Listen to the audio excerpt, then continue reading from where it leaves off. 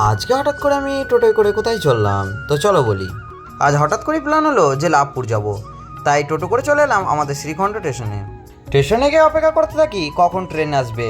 হঠাৎই দেখতে পাই ট্রেনের বদলে একটি মালগাড়ি যাচ্ছে। তারপরে আমাদের ট্রেন চলে আসে আর আমরা শ্রীখণ্ড থেকে কাটোয়ার উদ্দেশ্যে রওনা দিই। কিছুক্ষণের মধ্যেই আমাদের ট্রেনটি কাটোয়ায় পৌঁছে যায় এবং আমরা আমোদপুর লাইনের ট্রেনে উঠে পড়ি। ট্রেনে উঠেই কিছুক্ষণ বসতেই দেখি আমাদের ট্রেনটি আমোদপুরের দিকে রওনা দিয়েছে।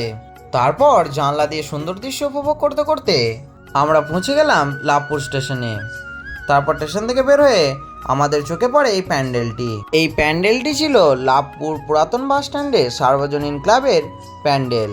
এই ক্লাবের প্যান্ডেল এবং প্রতিমা দুটোই ছিল খুবই সুন্দর। আপনাদের কেমন লাগলো অবশ্যই কমেন্টে জানাবেন।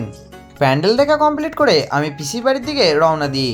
যেতে যেতেই আমার চোখে এই প্যান্ডেলটি পড়ে।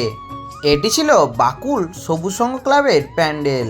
তো আমি এখন প্যান্ডেল দেখতে দেখতে পিসির বাড়ির দিকে রওনা দিই। আর তোমরা এরকম মিনি ব্লগস দেখার জন্য আমার চ্যানেলটিকে সাবস্ক্রাইব করো। বাই।